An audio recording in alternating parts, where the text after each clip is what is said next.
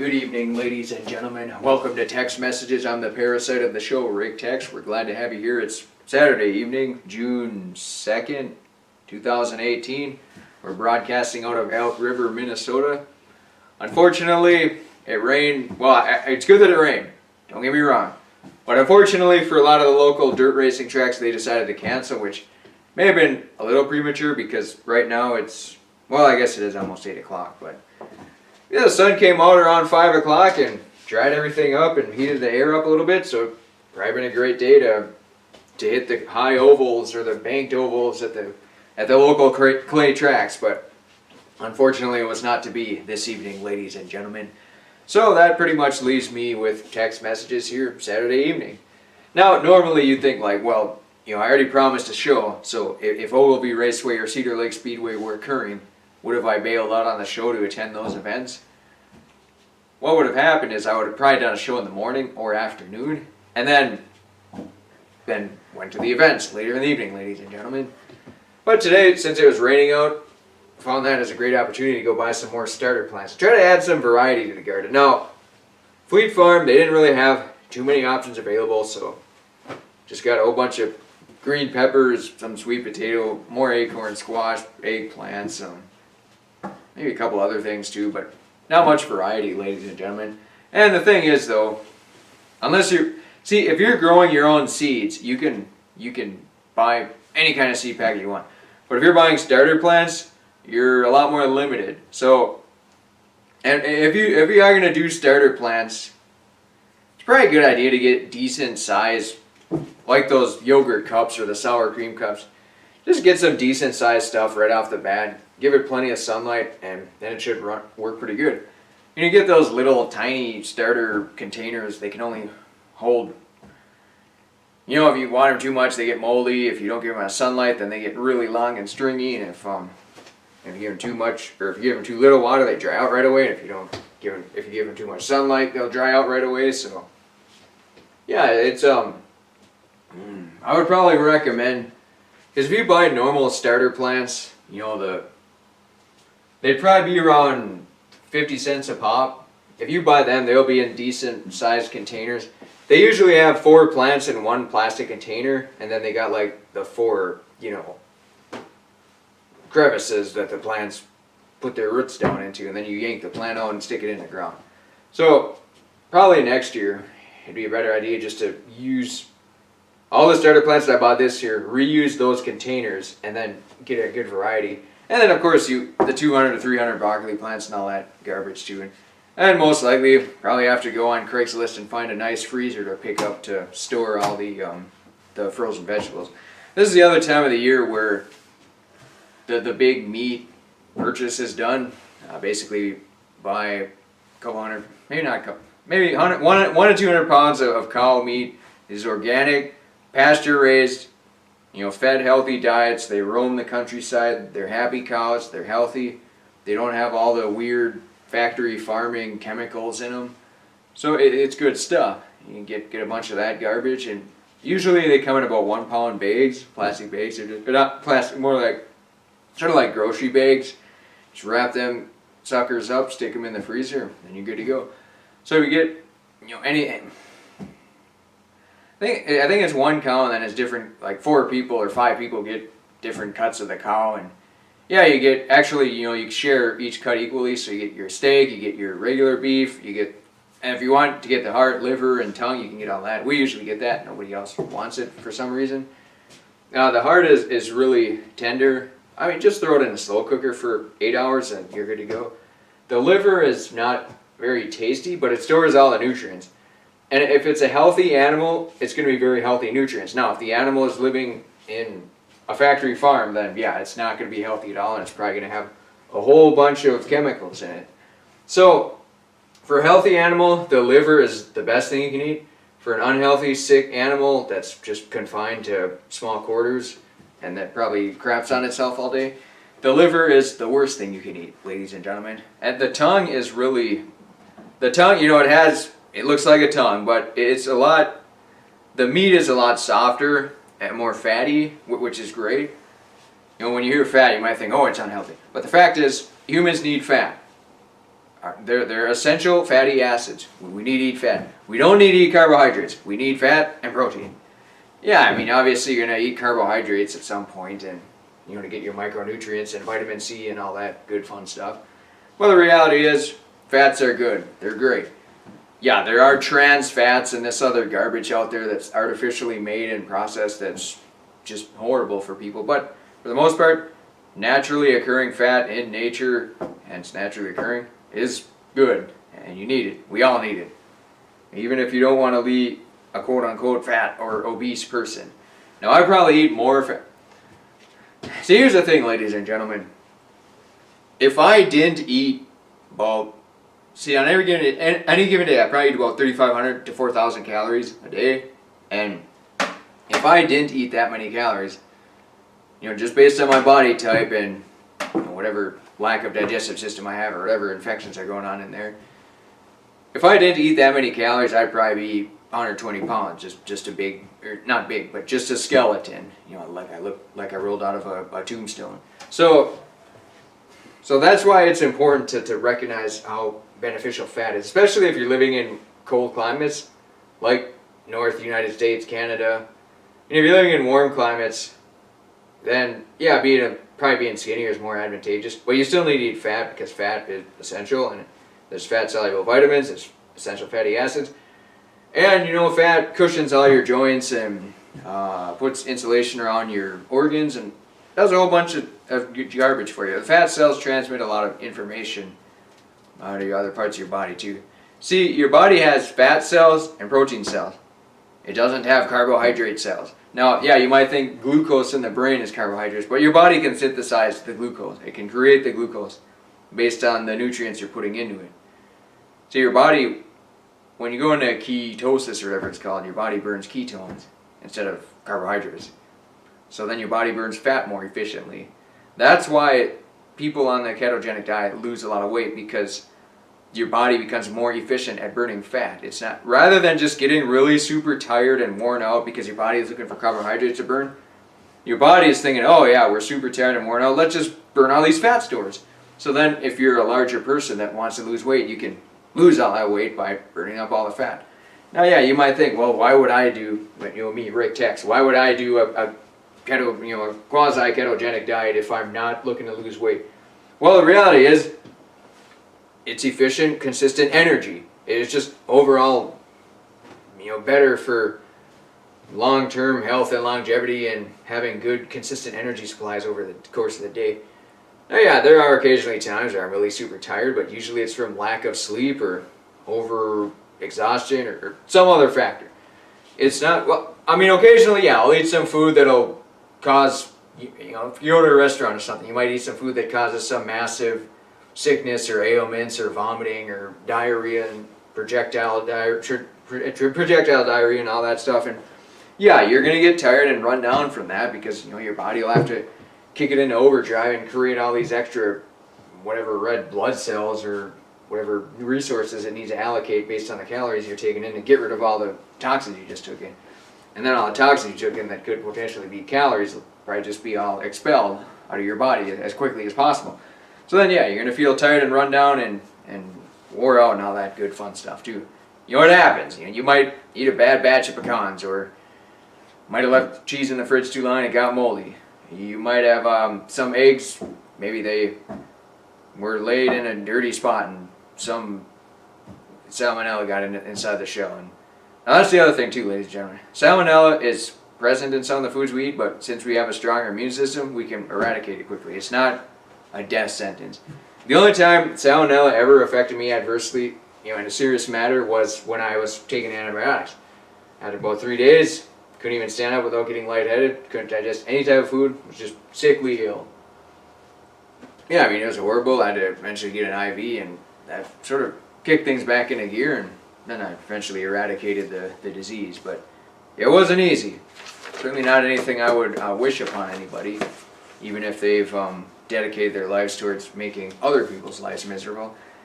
It's still, you know, salmon can't be back. See, here's the thing. When you eat raw eggs, or not raw eggs, but if you eat homegrown eggs, home-raised, pasteurized, cage-free eggs, and you know, you're drinking raw milk and things like that, you provide, long term, you're going to be way healthier, but there's going to be short term spikes where you might hit a bad batch and you might feel sick for a day or whatever, but then you'll recover rather quickly and then go back to being healthy again. Whereas if you drink the milk-like substance at the store that's pasteurized and homogenized and all the fat is removed, so it has no nutritional value whatsoever, and the homogenized cells are so small they leak into your bloodstream, and then the pasteurized destroys all the gut bacteria, so then you're drinking lactose that most people are probably intolerant to. So you drink that garbage and you're going to feel like crap all the time. Eventually you'll just get used to feeling like crap all the time. But if you drink raw milk, see, the thing that intrigued me most is when I first drank raw milk, it had a really thick texture to it. And I drank it with cereal back in the day when I was addicted to cereal. When I was trying to transition from eating cereal to not eating cereal, one of the things I did was I substituted raw milk for the milk-like substance at the store, or almond milk, or cashew milk, coconut milk, whatever I was drinking at the time. So what I found interesting is the raw milk had a thicker texture than the milk-like substance from the store, but by drinking it, normally I'd feel pretty bloated. Normally I felt pretty bloated after eating cereal, but after consuming the raw milk, it didn't feel anything. It just felt like a meal, basically. Now, yeah, you still feel like crap from eating the cereal and everything like that, but it just felt different. It didn't feel like it seemed I was prepared to feel more full than the milk-like substance, but it wasn't. You just felt a little bit more energetic and just better, basically. And yeah, I mean, you could say, oh, small sampling size, that's just one occasion, but the reality is, see, the reason why I point out the fact that the raw milk was thicker, because the placebo effect was working against me, contrary to what I was optimistic for, because I was thinking, oh yeah, I'm going to feel a lot more full after this, so it's probably going to suck, but hey, that's the reality of eating a lot of food. So after that, I was fully prepared to feel a lot more full and bloated than I normally did, but I felt less full and bloated. The only change was substituting the raw milk for the milk-like substance. Skim milk, 1%, 2%, whatever that garbage is called. See, the reason why skim milk is marketed and low-fat diets are marketed for being healthy is so that the dairy companies can say, oh, here's skim milk, and then they can skim off all the fat and then use it for butter and cheese and sour cream and cottage cheese and all that stuff, and then just sell that separately. So they give you lesser product for the same price. See, whole milk, skim milk, same price. Skim milk, less product. And then they can use the remaining fat to make cheese and sell you the cheese too. Now, yeah, it does work against them a little bit too, because when you're under the assumption that cheese and butter are not healthy, then you don't really buy it. So it's kind of a bit of a catch-22 there. Maybe they didn't really think that out too thoroughly. It's like you want to have your cake and eat it too, but they had their cake, but they're not yet eating it. Now that doesn't mean the dairy company is all bad. 99% of dairy farmers are good, morally upstanding people. It's just that once you get corporations involved in all the chicanery and bamboozling and tomfoolery and skullduggery, then things usually spiral out of control. Which is why I always try to support farmer cooperatives.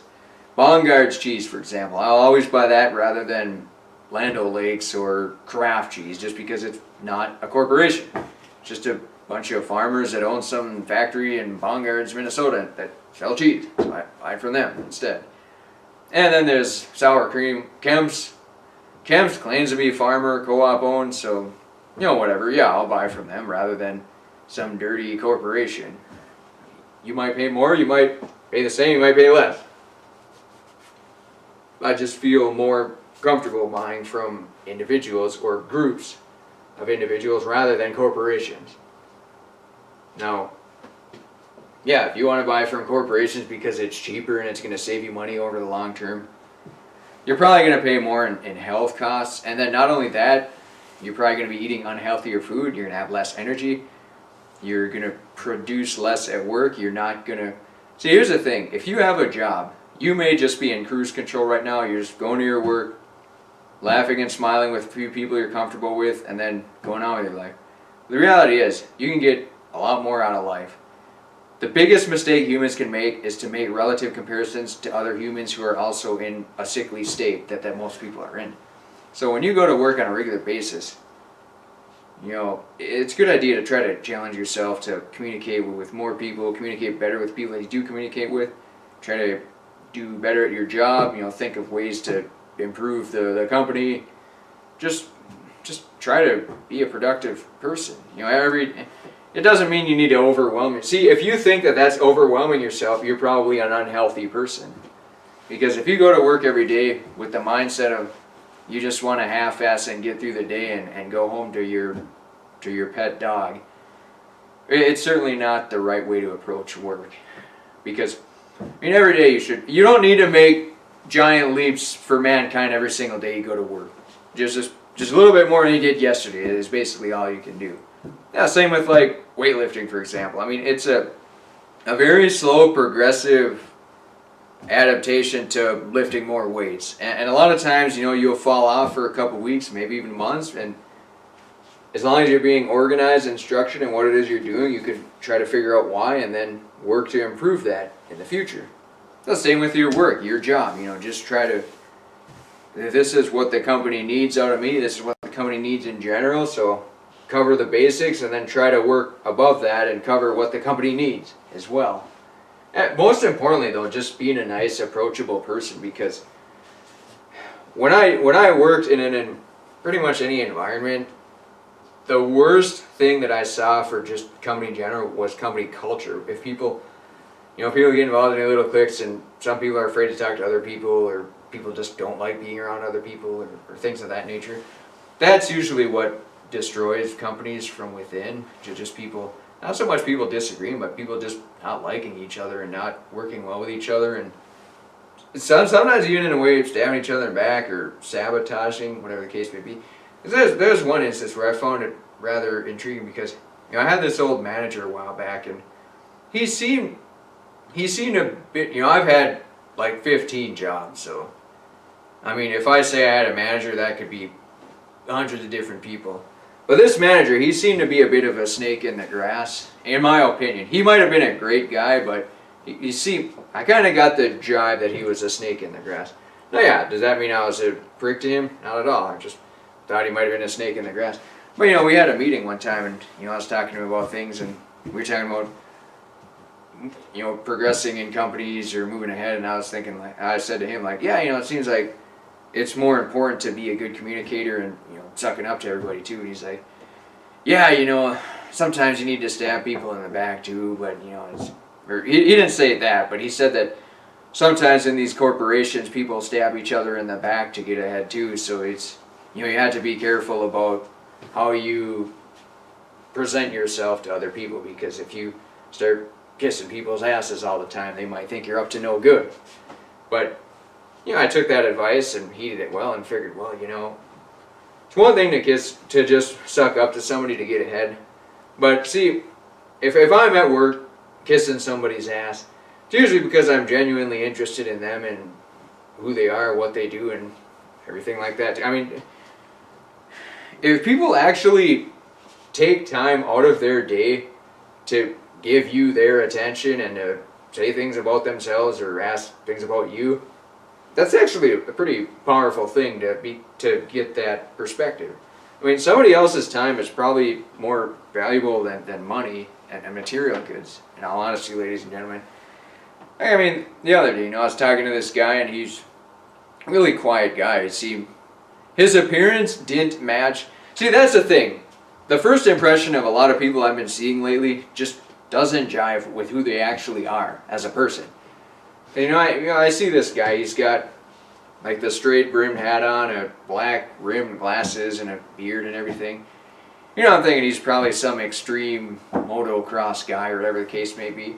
But no, it turned out he's just a really quiet dude that's vitally overly concerned.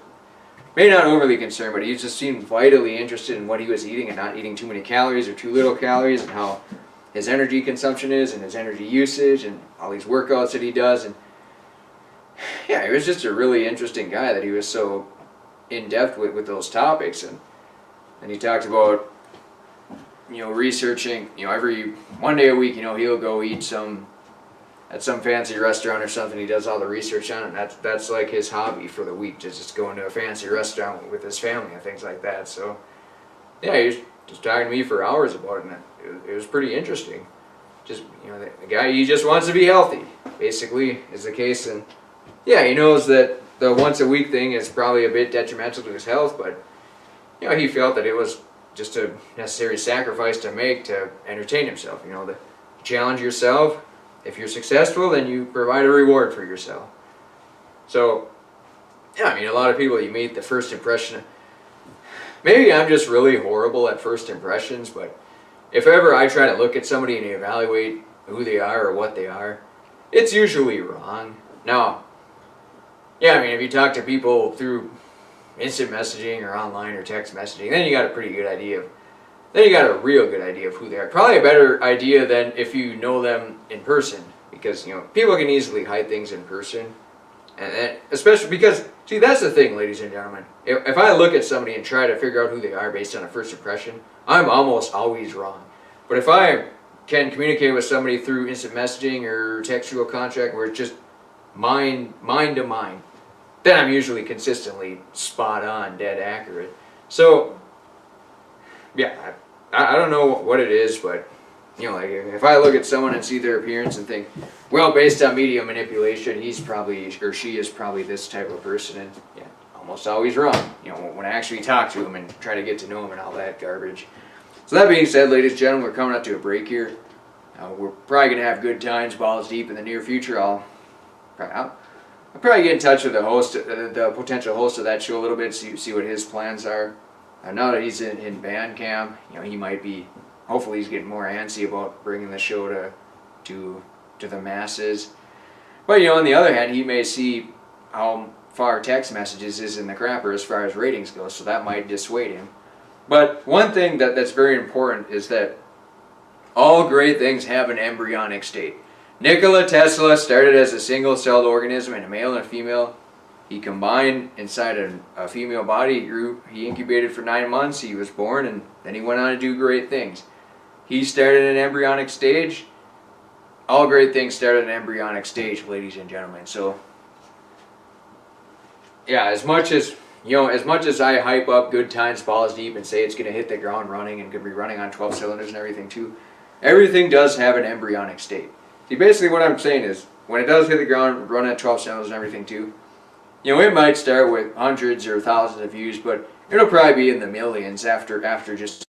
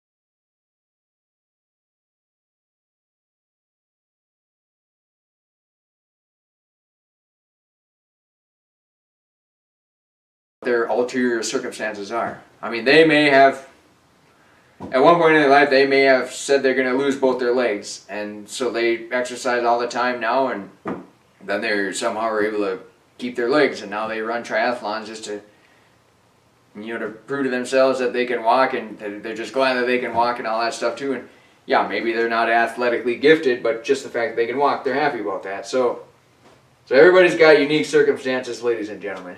It's not me to crap on anybody if they're not successful relative to other people in the population. And yeah, everybody's genetically dispositioned to be more or less successful at something than somebody else.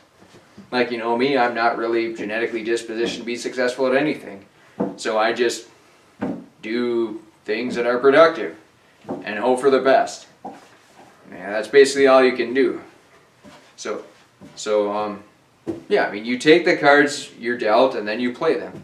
Now, like I said before, I'm in a unique circumstance to provide a unique insight on health effects, and I can use myself as a very, very sensitive guinea pig to what's not healthy, and then I can parlay that information to you, ladies and gentlemen, at home. So that's what I'm genetically predisposed to do.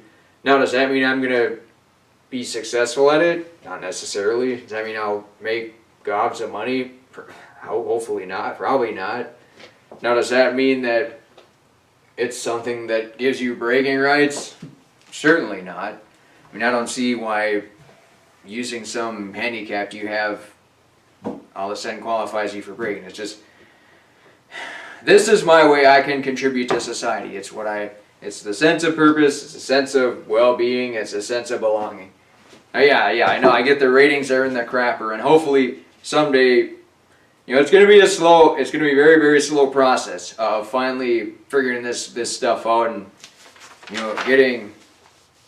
getting people incentivized to be healthy. I mean, in all honesty, yeah, as far as running a talk show, good quality audio, sound, video, marketing, and all that junk, I don't really have the first clue. And I'm also not very good at working with other people. So that creates additional challenges that I just have to somehow overcome, ladies and gentlemen. Oh yeah, the host of Good Times, Balls Deep. I mean, once that show hits the airwaves, we'll probably get some residual benefits from that. Now, that's not to say that it's just some selfish thing that I'm saying, we need Good Times, Balls Deep so I can actually get 5 viewers on here. And the reality is, this show was initially designed as a step, basically as a launching pad for Good Times, Balls Deep, because the host of Good Times, Balls Deep is far more uniquely talented than I and probably 99% of the population of running a talk show and providing entertainment for the masses and just everybody in general. You don't necessarily need to know who he is. You just, when you listen to the show and feel the insight that he provides and the enthusiasm and his dedication towards entertaining people, to be contagious, and you'll know he's having a good time and you'll be having a good time, and the good times will probably be balls deep too. So yeah, I mean, after doing this show for a while, seeing what direction it's going to go, kind of realized that probably going the direction of good health is the way to go. Now yeah, maybe it'll get to a point where Good Times, Balls Deep will be a weekly show or daily show that runs 2-3 hours a day, and then Text Messages is like a 5-minute segment in the show, just long enough so people don't tune out. I mean, that might be the future of Text Messages. I mean, everything is fluid, it's in flux. We're a dynamically changing show, and we're just trying. See, the goal is to make sure to bring more health to society. Because I've lived on this planet long enough to know that monetary and materialistic, that there's relatively little value in material and monetary gains. Now, would it be nice to have a whole bunch of money and have a dirt racetrack car and race around with that? Yeah, it'd be pretty fun. But, I got to be realistic here too, as far as, what we're capable of here, what time allocations we need to run the show, and what we really need to live a life outside of Text Messages too. So yeah, I think once Good Times, see, that's the thing too. To be to really achieve great things, you do need to work together with other people, which has always been, it seems like it's always been a bit challenging to try to work around different schedules and everything, especially when you get, especially later on in life, because you got more people got more obligations, family obligations, work obligations, living obligations, geographic complications. So yeah, I mean, it's always difficult to work around that stuff. But I mean, but nowadays, now that we got the internet, you can communicate with anyone at a drop of a hat. It makes things a lot easier to work together and work around schedules, because that's about the biggest thing. As far as ideas and the approach of them and what direction they're going to go to, I'm pretty much a clay man as far as that goes. As long as I have text messages and a platform to, provide whatever insight that I can try to provide to you, ladies and gentlemen at home, then yeah, I think everything will be chugging along just fine. But yeah, I mean, ultimately, you need to find your place in life, basically. Your sense of purpose. And I mean, here's the thing. People, you ladies and gentlemen at home may be listening, viewing, whatever, and think, well, this really isn't that interesting. I feel like I'm a pretty healthy person. I just don't care. I mean, it's not entertaining. It's not good times. They're not balls deep. So why should I even bother to listen? So the onus is on me to provide a show that you actually want to listen to and make yourself great again, more or less. I mean, if you get all this motivational garbage and you're not healthy, it's just going to be overwhelming, and you're just going to think, well, some of the stuff he says makes sense, but most of it just sounds like rubbish.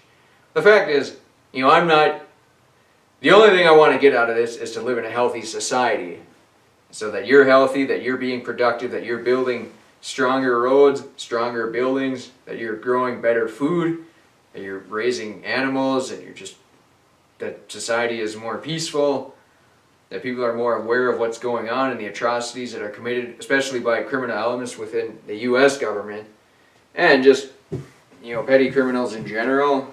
I mean, hopefully we can get rid of as much of that as possible. Now, yeah, you're never going to completely eradicate something like that, but I mean, at least, minimize it extensively. If you were to compare Elk River here to Sao Paulo, Brazil, for example, Elk River is probably a little bit more peaceful. You can probably walk around any time of the night in Elk River with holding $100 bills up above your head, and you're never going to feel in danger. I mean, maybe occasionally, but for the most part, you probably won't be in danger. Now, yeah, there is occasionally a robbery or hijacking, a car hijacking or something. Probably not a carjacking, but yeah, there are occasionally bad things that happen in Elk River. It's not immune to crime, but by and large, it's quite an anomaly when it does happen. And yeah, I mean, that's just the societies, the healthy societies that, that I want to see, at least before my time is over on this planet Earth. So, based on my past and everything, what I've dealt with, how vitally important health has been to me, how it's been absolutely crucial. Now, yeah, do I have a degree in nutrition or health sciences? No. But, I mean, it's basically something I've had to pay attention to all my life, and I've basically had to use myself as experimentation, because if I didn't, very bad things would happen. I mean, yeah, I mean, you could say I have about, I could have probably came very close to death 2 separate times. So actually I have about 3 lifetimes. Well, so 2 prior lifetimes and then this life, however much longer it's going to last. So I'd have about 2 lifetimes, and maybe, say I live another 50 years. So 2 1/3 lifetime of experience and knowledge and wisdom. Which is, most people, yeah, some people have near-death experiences and all that too, so yeah, maybe they're on a second lifetime of wisdom and everything too. But I mean, both of my prior near-deaths were really the same thing. Poor nutrition, poor health, poor digestive system. So that's something that's always been a central focus of mine for basically my 3 lives or whatever the case may be. And by doing so, and by being so sensitive to dangerous healths in our environment too, so now I'm able to be the canary in the coal mine for people that are mostly healthy, and that, if you're in your 20s, you're probably not feeling the ramifications of eating glyphosates and all that other weird, goofy stuff inside foods. But once you get a little bit older and once you start thinking you need to take pharmaceutical drugs because your joints hurt, you can maybe watch a few episodes of Text Messages and think like, oh yeah, maybe I'm eating bad foods, or I should try out this diet, or try out the anabolic diet and see what that does, or I should stop eating trans fats or stop eating sugar in general and see what happens. I mean, that's all. We don't need monetary donations or corporate sponsors. We just need you to be healthy and you to be great again, because there is a spiritual world, and I'm much more interested in currying favor with the Almighty than with having a dirt racing track car or something like that. I mean, yeah, if I become a very productive member of society outside of Text Messages and am able to parlay that into having monetary gains or whatever, hopefully a lot of that money will go into Text Messages. But yeah, maybe I will just buy a dirt racing track car or something. But we'll see, ladies and gentlemen. I mean, it hasn't happened yet, but if I do become a healthier person, and the healthiest person I can be, then that'll transition in every other facet of living. It'll transition to a higher quality show. Good Times Balls Deep will be probably higher quality, just even though my health probably isn't even really related to it. It'll just seem better. Productive endeavors outside of Text Messages will be more successful. So yeah, everything just falls into place with good health. And honestly, it didn't really feel like I had potential for good health until last September. But even so, I mean, there are bumps in the road. So I mean, you might go to a restaurant, eat some omelet, and get diarrhea the rest of the night. I mean, that stuff still happens to this day. So it's just, yeah, it'd be nice to cut out restaurants completely and just kick them to the curb. But as a member of a family, as a member of friends, you basically are obligated to go to restaurants at time too. Otherwise, you'll just be the hermit that lives an hour away from everybody and doesn't really hang out with people. Which I satisfy probably 95% of that criteria already, so at least try to still work with the 5% that isn't quite meeting that criteria yet. So that being said, ladies and gentlemen, we're probably going to have Good Times Balls Deep in the near future. It sounds like the host has consulted with some other individuals about a possible studio, which would definitely have me excited and pumped up too. But yeah, I'll consult with him a little bit more in the very near future, and hopefully provide you with, maybe by tomorrow's show, I'll be able to provide you with an update of the host of Good Times Balls Deep's intentions. But in the meantime, we'll be back in 5 minutes, ladies and gentlemen.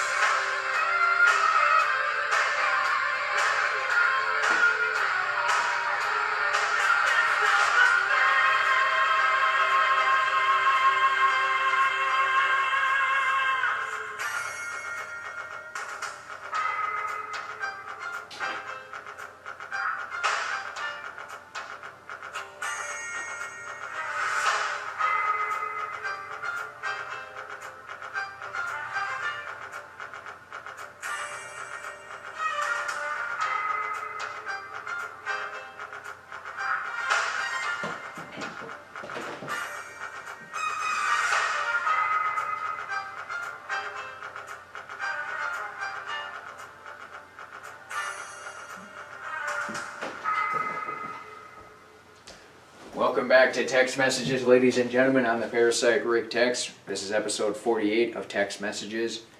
We were thinking about calling the show Health on Earth, but other people have taken that, have utilized that idea. I don't know if it's copyrighted or anything, but it just seems a little shady to use an idea that's already been used. You know, I don't think there's such a thing as text message. There might be a text messages out there, but I typed it into YouTube one day and all I got was text messages with the T at the end of the X. So, yeah, I was a little disappointed that text messages did not show up, but, you know, as probably got to pay Google a bunch of money to show up on any kind of searches. Probably helped to put some meta tags in there too, which I haven't yet done. So, but the important thing is that the quality of the show is risen to a good level. And you know, with this new microphone that hopefully will be here by next week, and hopefully it'll work too. You know, I got some cable that's supposed to connect the microphone to the camera. I don't know if that's going to work. You know, there's a lot of questions, ladies and gentlemen. Yeah, I might be able to plug it in and it works just fine. Or I might be able to plug it in and then I got to adjust on the camera, or the cord doesn't work, or the microphone doesn't work. There might be some problems. There might be a lot of problems. So just don't get your hopes too high, ladies and gentlemen, is what I'm trying to say. But if we do get the microphone and better quality and all that good fun stuff, you know, I may remaster some of the previous shows that we've had. Like, for example, eating, dieting, you know, what I personally do for dieting. I might revisit a show like that, or I might revisit a show about swimming, or speech atrocities, or pro family, hamsters. I may remaster them, but I'm not really sure yet, ladies and gentlemen. For now, we'll just continue to tackle news articles and science articles, physics articles, medicaldaily.com, greenmedinfo.com. We'll continue to burn articles from those websites, maybe some others as well, naturalnews.com, science.news, science.org. All these great, excellent websites for people that do a lot of good quality work. We'll definitely continue to leverage them for information and direction of the show. So you probably noticed it. You know, I'll take an article, read a little bit of it, and then inject some input into it. Now, if you wanted to just look at articles and read them and gain knowledge from them, you could easily just go to the website, which is why I provide them here. But, you know, if you want to get my unique insight based on personal experiences and being the canary in the coal mine, then that's what the talk show is great for. Plus, with a talk show, you can be running around, you can be biking around, you can be driving around, you can be in a hot air balloon, you can be parachuting, skydiving while listening to a talk show, or driving in your car. So that's why, or books on speaker or whatever it's called, books on tape. Yeah, a lot of people that don't have a lot of time. See, this one gentleman, I went for a job interview one time in St. Paul. And the guy said he lived in Rogers, so he drove about an hour to get to work. And he said he listens to a lot of books on tape. So figured, hey, yeah, that's great. You know, talk shows are pretty awesome and pretty handy. You don't listen to the same music. Yeah, as far as music goes, yeah, some music is pretty good. You know, Stevie Nicks is obviously a great artist. New Wave Retro has some. The Midnight, they're a pretty good band. So there's a lot of good musicians out there, but when you listen to the same songs over and over and over again, you get pretty sick of them. Now, if you listen to the same talk show over and over again, yeah, they will revisit a lot of the same topics, but it's never identical. It's basically what I'm trying to say here. So, I mean, if you listen to a talk show, even if it lacks any sustenance or value of any kind, it's still unique and different, and every show is not the same as the prior one. But with music, every song is the same. Now, it is kind of cool to listen to, say for example, you listen to a specific Faith No More song. So then you can listen to a remastered version, you can listen to a live version, you can listen to an 8-bit version, you can listen to a cover version, you can listen to an orchestra version. All the different varieties you can listen to. They're all different. They're kind of fun to listen to. So that's basically with talk shows. I mean, they're all a little different. Yeah, I mean, yeah, we do revisit a lot of the same topics. I mean, I've probably said glyphosate's about 100 times on all the other shows. Probably a couple hundred times actually if you include all the other shows combined. Which means what, 47 episodes, and I'm sure at least half of them I've mentioned it once or twice, so yeah, it's going to be at least a couple hundred. But that's, it's very important. There's one other thing I want to get to before the end of the show, ladies and gentlemen. And this kind of goes back to knowing the value of individuals, because when I was at Fleet Farm today, there's an individual running the cash register. He looked like just a normal guy. So, I walked up there, I had a heaping pile of pistachios, walnuts, pecans. They're all on sale, so I loaded up, $90 worth. And I said to him, I was like, yeah, this stuff is pretty nice for Atkins Dieter. He kind of casually said to me, yeah, we get nuts for free because, my mom knows somebody that works at a whatever, and they get a whole bunch of nuts, and then we get them for free. So I was like, well, that's pretty cool. That's free. It's a pretty reasonable price. And then I said some offhanded comment about, yeah, hopefully the kind you're getting don't have a lot of pesticides or herbicides on them and stuff. Then he talked about how he's going to college at the U of M, and there's he works in food biology, so they actually test foods for any kind of GMO strains they have or any kind of pesticides they have, because they have basically told me that they have this big tub. It has some type of electrically conductive material and positive and negative sides, so the current can run through it. And then they have the key, which is, the specific herbicide or pesticide that they're testing for. Then they can put the food in there, and then they can run the electricity through. And we didn't really get into detail there, but, as far as like, if they have some resonant frequencies where they emit the same light or they move to the same spot in the solution or whatever the case, I don't know how they were able to compare them or to match them up, but yeah, he was telling me about that, and just, it was pretty interesting that he just happened to be, I guess, a quasi-expert in food biology and things of that nature. He just looks like a normal guy running a cash register at Fleet Farm. You don't expect greatness out of that, but yeah, this guy someday he might be working for Monsanto and putting pesticides in our food, or he might be running a talk show and talking about the dangers of pesticides. So there's a lot of great people out there, ladies and gentlemen, and we just got to talk to people, interact with people, and be receptive to communication, and you're going to figure out who they are pretty quick. Now, yeah, most people, they don't know who the hell.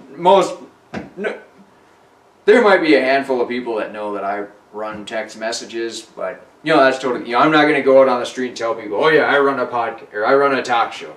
I mean, obviously, nobody's going to care, for one. It's more important for me that I learn from other people than they learn from me in a public setting. Now, yeah, when you're at a talk show, it's one-directional communication, so obviously I'm not going to know anything about you if you are not able to talk to me. But in a public setting, when I can engage communication with people, get to know them, get to know things they know, then it's a very opportunistic learning opportunity. And, it's kind of a challenge to yourself, too, because you sort of have to keep up with the conversation and know what they're talking about, and not try to act condescending and knowledgeable. Try to act like you know enough about it to where they can continue talking, but, to act like a bit of a moron too, so they feel more compelled to explain things in better, more precise detail. I mean, if you try to act like a smart guy, then they'll probably say stuff that's over your head. If you act like a complete imbecile, then they just won't say anything of remote value. So, yeah, I mean, it would have been nice to figure out a little bit more about this, food comparison and figure out what pesticides or GMO strains they have. But when you're in a checkout line at Fleet Farm, there's people behind you and such, so you only got a certain amount of time.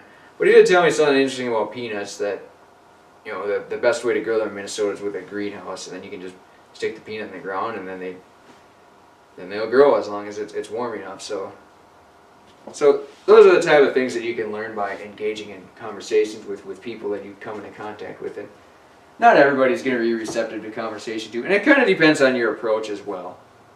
Most of the times, if I attempt to engage conversation with somebody and it's unsuccessful, it's almost always something I could have done different. But with every single person, there might be 90% of the approaches you can think of are going to be successful, but with other people, there might only be 5% of the approaches that are successful. But yeah, I mean, it's still your responsibility to figure out how to approach people in a friendly manner, in a manner that they feel is receptive and that they can provide knowledge to you and valuable information to your existence. Now, yeah, it's not going to always work out. Sometimes you're going to look like an idiot, sound like an idiot, feel like an idiot, or just be an idiot, but that's living. The more you do, the more you're going to fail. You can't be afraid of failing. And there was one time I went to this store. It was just the weirdest thing because I went in to check. Maybe I said this before, but I went in a checkout line, and while I was there, the cash register person didn't really say anything to me, and then they were looking at the other cash register person, talking about the previous customer, and then I did the credit card thing, and they just like handed me the bags, didn't even make eye contact or even. Well, it was just like, have a nice day. No eye contact whatsoever. It was just completely robotic tone. And then, I had a card too, and I turned around and got the card, and like the card was gone. So it's like one of the other employees took the card. So then I went to walk out the door, and they got these automated doors that open up. So I walked out, and I stood in front of the door for it felt like about 5 seconds, but it might have only been a few seconds. It was just like, felt totally invisible. It's like, it wasn't even there existing. The cash register person didn't even see me or acknowledge me. The card that I was using, obviously I didn't exist because they thought the card was just abandoned, so the person took it. And then the door didn't even know I was there, so it didn't even open up for me. So it's just a really weird deal, ladies and gentlemen. Maybe I was emitting some bad vibes, so then electronics picked up on that, and people picked up on that too, and just ignored me. But yeah, I mean, the fact is, if you're out in public and you're feeling, there's been many times where I've out in public and I've got a headache or a stomach ache or sore knees or whatever the case may be. But I mean, the fact is, if you're nice to people and they'll probably reciprocate it or maybe beat you up. Or I've never been beaten up in public yet. It seems like the only times people ever get beaten up is if you're messing with other people's girlfriends. So as long as you're not doing that, you're probably going to be fine. With that being said, ladies and gentlemen, this is the conclusion of episode 48 of Text Messages on the Parasite. Sounds like we're going to have good times, balls deep in the near future. Maybe, I probably shouldn't make any promises here, but maybe for the 50th episode of Text Messages, we might have a preview for Good Times, Balls Deep. But we'll see. We'll see, ladies and gentlemen. So thanks for watching. Appreciate it a lot. Hopefully we'll be back with many shows in the future to provide some excellent insight for you, the ladies and gentlemen at home, that you can use to make yourselves great again. Thanks for watching. We'll be back tomorrow night.